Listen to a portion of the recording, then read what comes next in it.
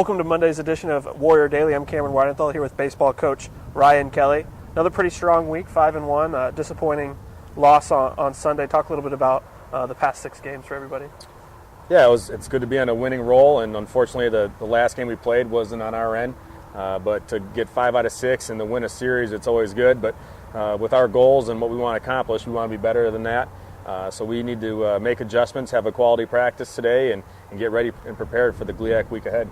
Talk about Brad Gunther, especially on Saturday, walk-off home run, and then the go-ahead home run in Game 2 in the 5th inning, just being a senior leader. Yeah, well, I'll give credit to Ohio Dominican, their pitching staff, their starters, and their bullpen did a good job against us. We've been very good offensively the last couple weeks, and they quieted us down a little bit.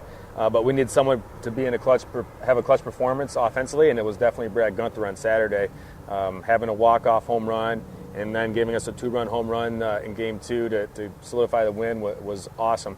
It was a great leadership on his part, clutch situation, all the work he's put in the fall and the off-season, during the season, culminated to that day, and it's obvious why he's doing so well. He also threw somebody out at first and caught 2 runners stealing, so just an all-around impactful Saturday for him. Great leadership. The team fed off of him, and we got 2 W's out of it. And we need to continue to lean on him and the other supporting cast and continue to move forward.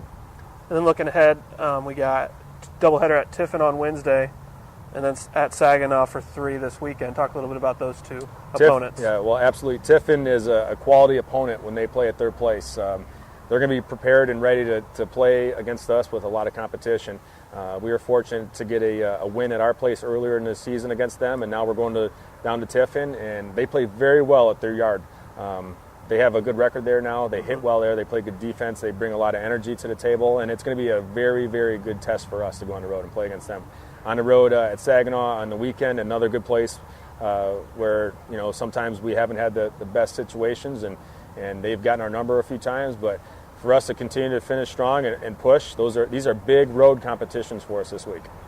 And then updating a few of our alumni, Anthony Bass and Brett Shanks, both doing some good things.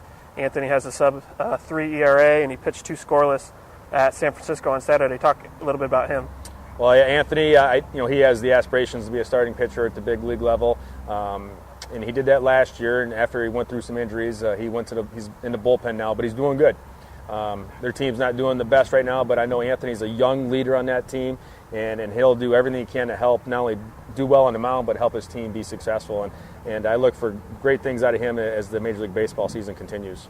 And then another alum, Brett Shanks, is with Jackson Generals in the Mariners organization. He's been solid in his first 2 starts at AA, going 6 innings. Talk a little bit about his rise. Yeah, they recently elevated Brett to AA, and his first start was quality.